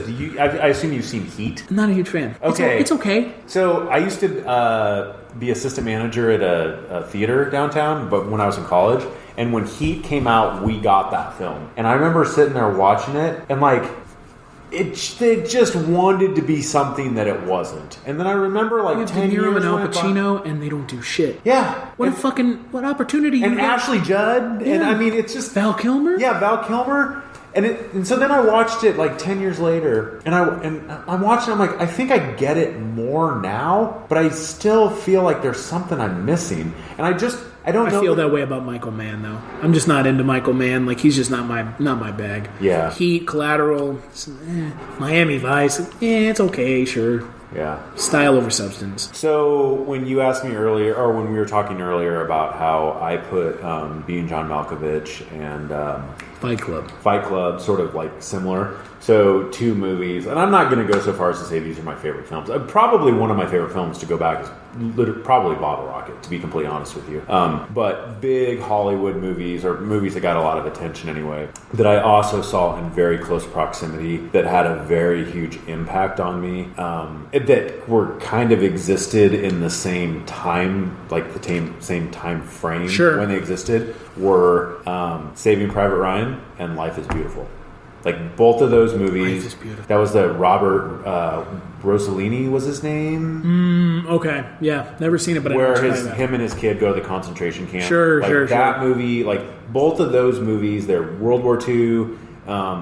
Period pieces. And I don't really gravitate towards war films. They're really not my thing. But I remember seeing Saving Private Ryan for the first time in the Stewart Theater, which is now the Rococo, but when it was still the Stewart Theater, and seeing that film and just like, fuck, like that theater seated 900 people, and when I saw it on a weekday afternoon, and it was sold out. Like, it was packed. And I remember when those credits started rolling, you could drop a pin and hear it. Like, people were just stunned. And then shortly thereafter, I was on a trip with my parents, and they're not big moviegoers, and I convinced them, and my mom doesn't like anything extreme in entertainment, but I convinced them to go to that movie, and it was the same exact response. Like, they got that, and they're just like... You want to know something crazy? You've never seen it? Never seen it. Oh, my God. You gotta see that movie! But I'm pretty sure that was the last great film that Steven Spielberg made. That was 1999. Yeah, that movie... Because the next movie he made... Quiz show AI. Well, that's fucking switching of gears. Yeah, fucking low bar all of a sudden. Like, AI. Haley Joel Osment. Jesus Christ. So you haven't seen Life is Beautiful either? But I definitely haven't seen Saving Private Ryan. What movie have you not seen that would surprise people? Because I've got a list. Like, people. Oh, a ton. Fucking Home Alone. You never seen that? Yeah, I don't know. No, a ton. Karate Kid, never seen it. What were we just talking? We were just talking about some film the other day. What were we talking about? And I'm like, oh, you know what? I've never seen from start to finish Animal House. What? I've never seen it from start to. I've seen I've seen the smashing of the guitar. And you were in college. I know. What about, you've seen Caddyshack, right? That's what we were talking about. That's the one we were talking about. I have never seen that movie from start to finish. You've never seen Caddyshack? Oh no! I've never seen it from start to finish. That's insane. I mean. I love that, but I love Chevy Chase, even though he's a fucking dickhead. Did you ever? Are you old enough to have? No, you're probably not. Do you know that he had a very short-lived late-night talk show on KBTM? That's why he left SNL. Did you ever see those first episodes? I watched them live on TV, and it was painful. He's not good by himself. No. Oh, well, let me put it this way. He's good in certain things by himself, where they let him be himself. You've seen Fletch, right? Yeah, Yeah, that movie's great. Yeah. That may or may not have been one of the reasons I went to journalism school. That and Fear and Loathing in Las Vegas. Which that movie's... You've seen that movie, right? Yes. Okay. Say. That movie was a fucking trip, literally. Yeah. A trip. I love it. So, sort of the same, but kind of different, like Natural Born Killers. You ever seen that? Nope. Really? Never seen it. I haven't seen a lot of Oliver Stone stuff. Oliver Stone's overrated. He's a fucking clown. Yeah, He's a fucking clown. Yeah, he's overrated. But those two movies are, well, they're not the same, but in that there's trippy element. Sure. And Hunter S. Thompson, that's Fear and Loathing, right? Yeah. Rum Diary, Where the Buffaloes Yeah. Roam, something else. No, I think that's it. He was a kook. Yeah, he loved him, though. He's great. He killed himself with a shotgun to the head. So are you a Bukowski fan? Charles Yeah, Bukowski? yeah. Really? Yeah. I love And Vonnegut? Vonnegut's one of those, I've read Breakfast of Champions, but that's it. Like, Oh! right? Does that bum you out? Like, it's like counterculture, the whole counterculture thing. Like, I'm totally into it. I'm right there. Like, I love Bukowski. He's great. God, Bukowski's just such a, I mean, he wrote he the loves way, himself. and he wrote the way he lived. Those characters, he wrote the way he lived. He was drinking and fucking being a dick. Yeah. Like, that was his But life. don't you think that, well, you've only read one book, but I guess for me, Vonnegut was more, there was some merit. Vonnegut understood who he was writing to. Well, and he was saying something about the world around him and what you... Bukowski was just talking about how terrible the world was. And how terrible he was. Yeah, because he was fucking terrible as a human being. Yeah. Yeah, Bukowski's great. I'm very, when it comes to books, despite the fact I was an English major, I'm not a well-read person. What I find when I do get into reading a particular book, I find someone that I really like, and I devour what they have to say. But other than that, it's like Jack Kerouac, read all of his books, like I've read On the Road probably 3 times. Kerouac, I've read Slaughterhouse. Oh, you've never read On the Road? No. I like F. Scott Fitzgerald, though. You don't like really? Great Gatsby? That's painful. Did you read it when you were in high school? And college. What do you think about the movie? Never seen it. You didn't see the movie with was it Leonardo DiCaprio? I like Leonardo DiCaprio. Well, what's there to like? He's fucking overrated. Titanic? Never seen it. Never seen it all the way through. Well, I wouldn't lose. I know how it ends. No, how does the movie end? I think the ship may sink at the end, folks. Who was I talking to? Somebody was talking about something. They were like, "This is why." Oh, they're talking about why they haven't watched Bohemian Rhapsody, and it's because was that good? It's made by a child molester, so probably not. No, Bryan Singer. I'm not a Queen fan. Bryan Singer is a known kid diddler. So like him and Kevin Spacey made Usual Suspects together, which I can't but think is hilariously ironic. I'm not a Queen fan either. And I know Freddie Mercury's story, and I know no movie's going to do it justice. They're going to downplay the whole he was gay thing, which, by the way, they did. And the guy won the Oscar for it. Yeah. The guy who didn't need the prosthetic teeth in his mouth to look like Freddie Mercury. Yeah. I don't like biopics. I don't like movies like that. Even though I can't help but be a little excited for that Elton John movie. Are you a jazz fan at all? Mm-hmm. Do you know who Chet Baker was? Yeah. Did you know that there was the... Talking about the Ethan Hawke movie, Yeah. right? Did you see that? I haven't seen it. I have it on my Plex server at home, but I've never seen it. You should watch it. Were you in band in high school? No, but I'm a huge jazz fan. Okay, because I played trombone in high school and I was in jazz band. Really? So that's why I was that's why I'm into jazz, because I got to be in a jazz band in high school and Well, you said you don't like biopics, but you should watch that. I can't even remember the name of it. It doesn't. Something in Blue, right? Yeah. Into Blue or yeah. Blue something. Yeah. So I like Ethan Hawke, so it's not a hard sell. And he did a good job. I've been a Chet Baker fan for a long time, and then I saw that, and that I knew his story, but I didn't know it was as extreme as it was. Sure. And so I watched that, and I thought it was killer. And then there were documentaries that were done on Chet Baker, especially one that was done up until I think they quit filming a month before he died. And you just learned about how much of a train wreck that guy really was, sure. And how he lived as long as he did is kind of Keith Richards like a syndrome. miracle, yeah. Yeah, how did you live so long? You were pumping heroin through your veins, sure, day in and day out for decades. It's another one of those movies that came out and nobody said anything about it. Right. Yeah. I didn't even realize. Do you like documentaries? Yes. Did you see that I Called Him Morgan? Mm-mm. Do you know who Lee Morgan was? Mm-mm. He was a jazz trumpeter. It's still on Netflix, I think. I'm a huge Lee Morgan fan, and some guy from somewhere in Europe, did a documentary, and it's about, so Lee Morgan, his common law wife, shot him to death in 1973, I think, outside of a club that he was playing at.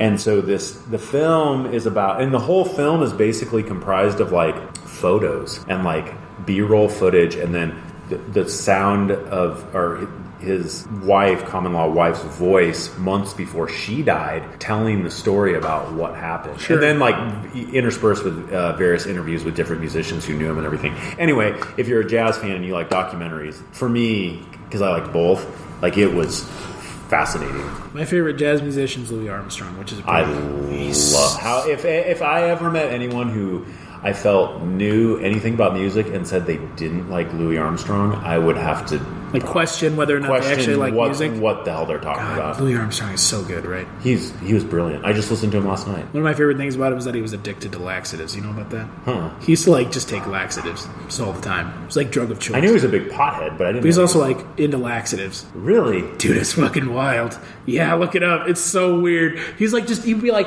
come over to my house, we're gonna hang out, and like, here, take a laxative. You want shit? Like, I am not making this up, because I don't think I could make up something so fucking insane. I did not know. I mean, he's not like Michael Jackson having little kids over to his house to like fucking suck their dicks, hey, man. but like laxatives, sure. Laxatives, hey. I'll play with some laxatives, but I ain't, So hit. I don't know if this. Well, I mean, it might be a Desert Island record, but there was the Louis Armstrong and Duke Ellington. God, what the name of it was? 2 recording sessions, and you can get the CD that's got both of them on it, or you can get the like that. Sure, like that record. Louis Armstrong's great, man. He's just like a fucking just genius. Louis Armstrong is one of those, like Louis Armstrong, and I like my favorite brass instrument is trumpet. I love the trumpet. Sure. Sorry, I know you played trombone, but I love the trumpet. There ain't a whole lot of like really high talent people who played. I mean, there are, but like not like Curtis Fuller, but not to like the Louis Armstrong level of like notoriety. True, you know what I mean? True. Trumpet is like, there's something about trumpet that is the note. I mean, like Miles Davis, Louis Armstrong, like Chet Baker. Yeah, like you've got all these guys that are like the big names, and like trombones, like they're there, but they're not like. Something about trombone. There was something about Louis. I guess we're all a bunch of goofballs, I guess. That's what it is. They're too busy watching films. Yeah, they're too busy just fucking around. Louis Armstrong was one of those guys, too, that when he plays trumpet, at least, I mean, obviously I didn't experience it live, but when I listened to his records, like, you know it's him. Yeah. Same with Miles. Like, and I would say the same with Lee Morgan. I'd say the same with Chet Baker. Like, you walk in the room. Or Duke Ellington. Duke's piano. Well, yeah, but the way he played, but same difference. Like just you, like the minimalist, Thelonious Monk. Like the way he played piano, you walk in the room and you're like, oh yeah, without a doubt, that's Miles Davis. Yeah, Miles was super lush and super romantic. Louis Armstrong played very sharp and like very staccato. Yeah, and there was almost like sometimes like it's weird to say this, but almost like. I don't think it was deliberate, but like a comedic element in how he played, like something just playful, you know. And I don't know. And there weren't a lot of the jazz trumpeters also didn't sing. Louis Armstrong sang. He sang, and he sang great. Yeah, he had his own thing, that's for sure. Well, I mean, I love it. Yeah. Hello, darling. I mean, it's great. Yeah, it's fantastic. That was good. That's true. Let's not go. Yeah, trust me. That's one I've cultivated over a long time. But Louis Armstrong's great. Well, but not very many jazz trumpeters sang. No, and I will say that in an era where he came up before jazz really had its heyday, and then when late 50s, early 60s, those the jazz guys, they were like what rap stars are today or what rock stars were yesterday. Yeah. Like and that I think Louis Armstrong, he had character. And that guy, the thing that I always, and I believe this for decades now about him, is I believe that Louis Armstrong made music purely to make people happy. Like that's what he felt his calling was in life was this is my gift and I'm going to do it and I'm going to make people happy as a result. And I've always thought like I think that's true. And if that is true, I've always thought like that's perfect. And I mean that's not for everyone, like there's musicians who use their talent to further a political cause, or they do it to do this, or they do it to do that, or they write jingles, or they write commercials, or whatever it is they do. But I think that he made music purely to put a smile on people's faces. Yep. And some people may view that as shallow. And to me, I think like that's beautiful. Like if you have a talent and you can not only I don't want to say exploit, that's not the right word, but if you can provide a living for yourself on your talent and what you do with that is just spread joy and you put smiles on people's faces, like, man, what a good way to live. Like that, like, and we could connect the dots here, and I could say the same thing about beer, or I could say the same thing about whatever. Like, if you can just take the thing and just like make people stoked on what it is you do and not be a dick in the process. Yeah, like, I know, right? That's pretty good. Yeah, as long as you're not. Yeah, as long as you're really not. Man, you gotta love what you do. Yeah. If other people love it, that's even better, right? And when it goes south, just don't fall in love with your operating system. Right. Yeah, exactly. So, on that note, what would you give her out of 5? Oh man, I'd probably give it a strong 4.5. 4.5. Yeah, I'm right there, like 4.5. Yeah. It's one of those movies where, like, I've watched it 3 times now, and the performances are what keeps you watching. Yeah. Because, like, there's not a lot else. I mean, it's not like there's a lot of shit going on. Mm-hmm. It's a pretty, like, small in scope film. It's a very, like, small scope film. It's about a guy and his phone. Yeah. But, like you said, on paper, it's not much. But, like, when you see the performances, you see Joaquin Phoenix really committing to the role. It just transcends what a film like that could have been, and it makes it into something that gets nominated for Oscars. Though I know that doesn't fucking matter really to anyone about anything. But it's one of those films where, like, you walk away from it and you're like, it's a love story that's believable between a guy and an inanimate object. It was completely believable. Yeah, that's more believable than like a lot of rom-coms or dramedies you go out and see. Right. Between 2 actors. To me, like that is the point that I would drive home about the film is the outlandish premise of the film is completely believable. Yeah, it's grounded in reality. And yeah. like, I'm not sure very many filmmakers could do that. No. And I think that not only is it believable in the premise of the film with the characters in the film, but it also makes you start to question your own reality. Not that the majority of us are, susceptible to fall in love with our cell phones, but to think like, where is our culture and our world going? Well, not fall in love with... You can fall in love with your cell phone in a way that, like, is not analogous to the... It's analogous to the film, but not... You're falling in love with your phone, not your operating system. Right. I mean, like, you and I both know, I don't have kids, you do, like, I'm sure your kids spend a lot of time on their phone. Yeah. Everybody does. Like, yeah. It's not even a kid thing. Like, I know I'm on my goddamn phone all the time. You probably are, too. Yep. We all are. And, like, it's become an extension of who we are.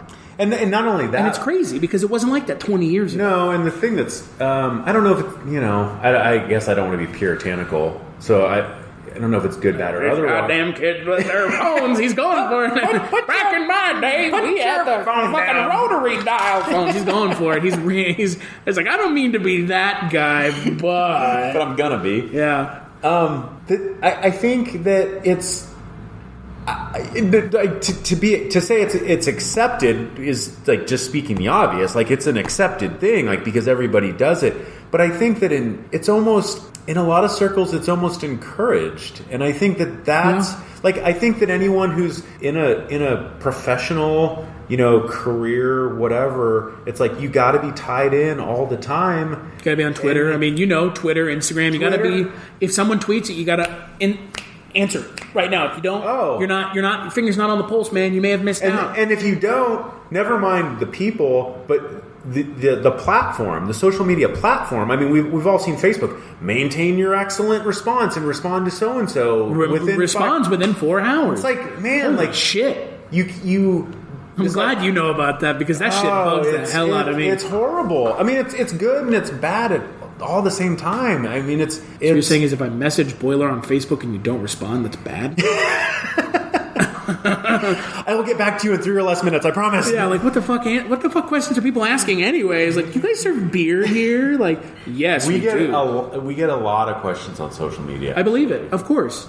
I mean, and it's not a bad thing. People are engaging with you. Yeah, you want them to engage with you, but then there becomes this thing of just like, just come in. I'm at home with my kids, and I want to be in the moment. Yeah. And I mean, this is bad because it's the truth. I don't want to be tied to your phone. Right. I'm making it sound like I don't want to correspond with our customers, and that's not it at all. That is not it at all. But the problem is work now. When my dad used to work, when I was growing up, and I'm sure with your parents, like, you could walk away. Yeah. You can't. Yeah. If you've got Twitter on your phone, you can't walk away. And that's kind of what her is talking about. It's like, you can't leave. Yeah. You can click the thing he clicks his thing in his ear, and all of a sudden there she is. Yeah. It's like constant human interaction in a way that's not, it's human, but it's not. It's not. It's not real. Yeah. And that's the facade that, like, a lot of us live under, is like I have friends that I game with, and they're people that I know in real life, but I know people that game with people that they've never met. Yeah. Like, how real is that? It's real, but, like, there's, like, that veneer of, like, technology separating you. Yep. Would you ever meet that person in real life? Who knows? It's Yeah. just that's what her is, but, like, and there's no one on the other side in her. It's just technology. Have you ever been in a situation, because I have, where so there are two guys that I know that had met over social media and conversed for years. Sure. Over mutual interest, blah, blah, blah, blah, blah. And I'm not saying it always happens this way, but I have seen it happen this way, and in this isolated incident, it did happen this way. So these are people that have really built a relationship over the course of years, and when they finally met in person, and I was there to witness it, when they met in person, they had nothing to say to each other. It was weird, That's and astounding. it was awkward, and it was like, it's like you're. I mean, I don't. Yeah, again, don't want to. I mean, I've met people that, like, I have friends from college when I went to the University of Missouri that have friends in Columbia, and, like, I went and met them for the first time because we all gamed together, and, like, it was like just like being with them online. So really? We just chatted and talked and, like, had some drinks, and we're just like, pals in real life. Like, me and my wife and him and his, like, significant other, who's, like, his girlfriend, have, like, gone on, like, vacation and, like, hung out. It's, like, not weird, but, like, there's a 50-50 shot. Yeah. And, like, right? Like, that's, again, what the movie's talking about. There's, like, a 50-50 shot in all this. Like, there's no guarantee here that, like, you're going to meet the person and they're going to be real. Right. We didn't even talk about the fact in the movie he has sex with, like, a surrogate. Is that weird? You remember that part in the movie? Oh, that's right. Right? There's an episode of It reminds me of Blade Runner 2049. well, there's an episode of Black Mirror that has sort of the same. Oh, really? Have you seen Blade Runner 2049? No.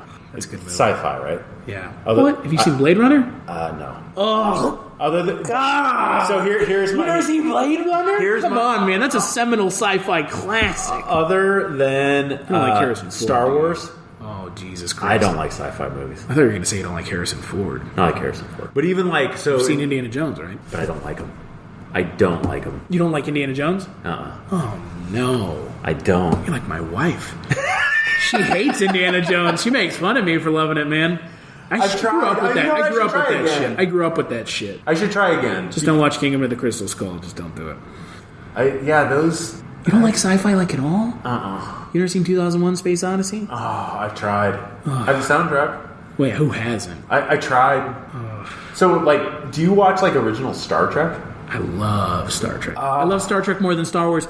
The original series, dude. you really sound like my parents. The original series Star Trek is better than Star Wars for me. Oh, I can't. Like, It preaches. The original Star Trek preaches something that Star Wars never understood: inclusivity and fostering relationships with people across the galaxy, dude. Oh, the original Star Wars is a bunch of Trek? fucking Oh, space wizards with swords, dog. Come on. I know. That's awesome. And a bunch of fucking really offensive racial stereotypes, but those were the prequels, and we won't mention that. Star Trek to me, like the original Star. I remember my parents, especially my dad, just you don't loved like it. I William mean, it was like Shatner a either, textbook. It was like reading a textbook. Like, really, this is what you want to watch right now? Man. Like, here's an arithmetic book. Why don't you read that instead? Oh, you don't like TOS? The original series is so good. Shatner and Leonard Nimoy, man. I should probably try again. This is based on when I was like 12 years You'd old. probably if you walked into it with an open mind, you might like it. I might.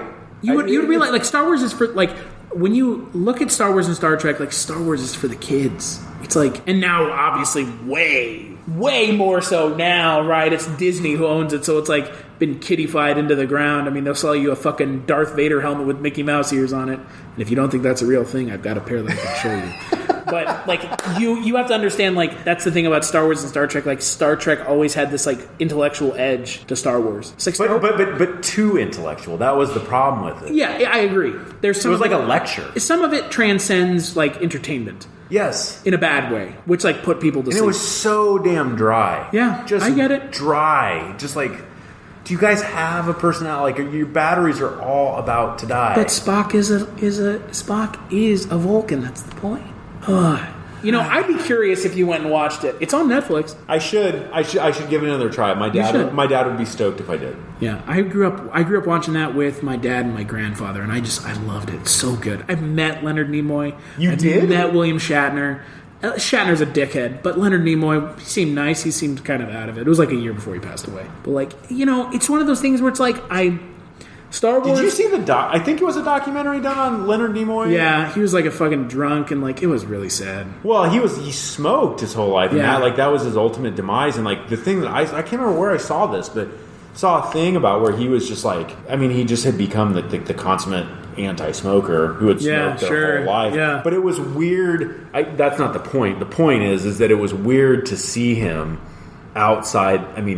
Outside of the Spock it's just ears. a regular human being. Yeah, outside of the Spock ears. Wow, you got a personality. Yeah. And you're passionate. And you ever have seen the emotions. Ballad of Bilbo Baggins that Leonard Nimoy sang? Boy, that'll change your opinion of him. Really? Oh, it's so weird. He's singing a song about Bilbo Baggins from Lord of the Rings. Huh. It's fucking weird. Leonard, Star Trek is just...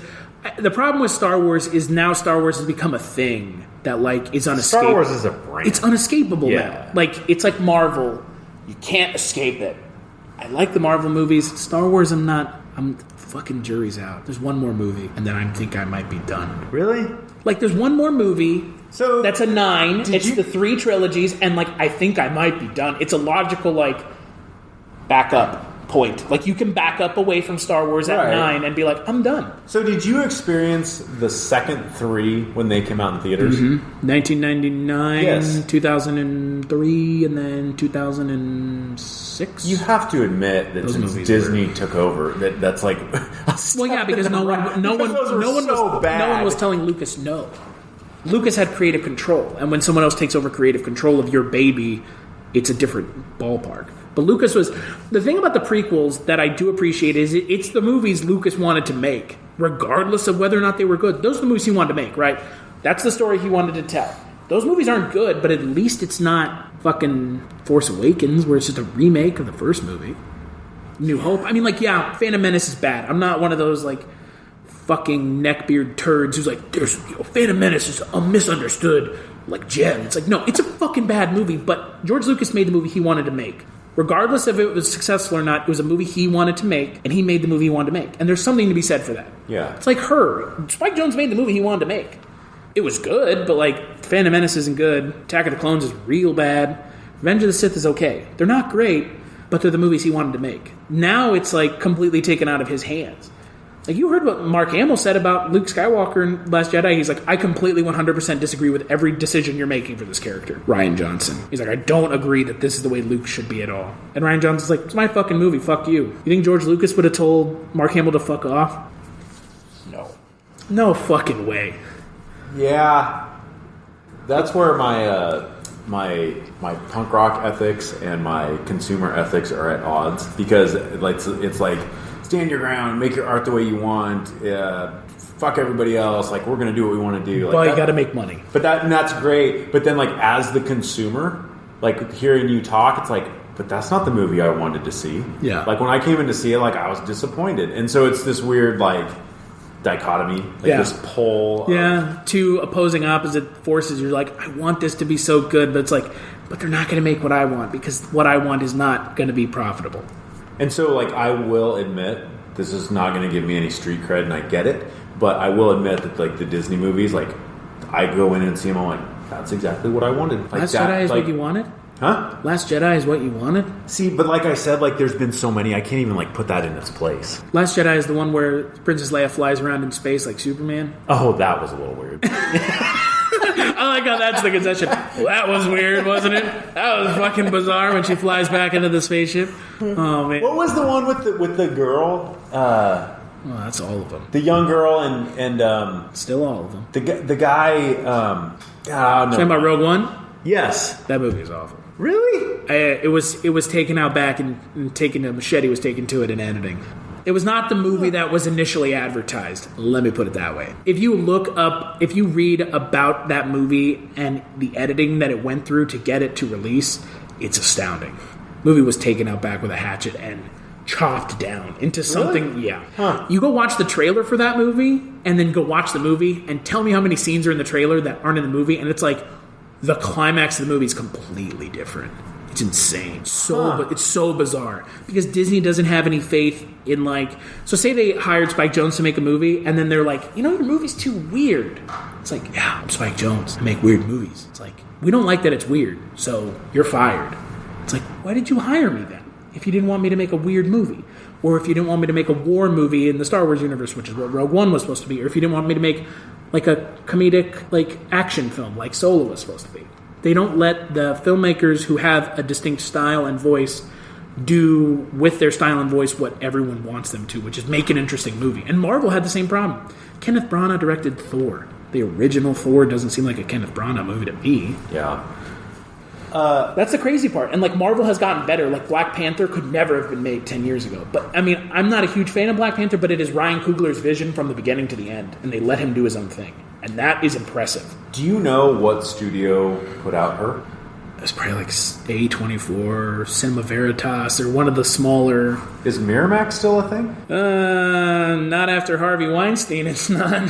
Was that he was part of that? Yeah, Miramax was the name of Harvey Weinstein and his brother's parents. Max, yeah. Annapurna, yeah. So a small indie film company. Huh. So, $23 million. Yeah, and it made $260 million in its opening weekend. Wow. Yeah, it was a pretty 260,000. Excuse me. It grossed $25 million worldwide, which is pretty good for an indie film. Yeah. So when you're not talking about movies or hanging out, talking on the podcast with me, where can people find you? Plug Boiler Brewing. So we are located at 129 North 10th Street, Suite 8. We are in the basement of the Grand Manse building in beautiful downtown Lincoln. If you're familiar with the Grand Manse in downtown, we are in the lower or beneath the Blue Orchid. If you know where the Blue Orchid is, which I would argue is one of my top 3 favorite restaurants in Lincoln. It's Thai food. It is delicious. There aren't very many Thai restaurants in Lincoln. No, and they are awesome. But we're right underneath. There's steps that go down. You come down and visit us. Lincoln, Nebraska, downtown. You'll have to look to find us, but it's a little bit of a trek to come down here, right? But it's worth it. Once you find us, you'll never forget. It's like riding a bike. You got that one rehearsed. That was the first time I ever said that. That's pretty good. You get that on a shirt or something. Yeah, it's like a catchphrase. Yeah, and you can find me on Twitter at CultureStash. And if you like the CultureCast, head on over to culturecast.com where you can find the rest of our episodes. You'll find links over to Patreon where you can kick us a couple dollars if you want to make us watch some bad movies. That's your choice.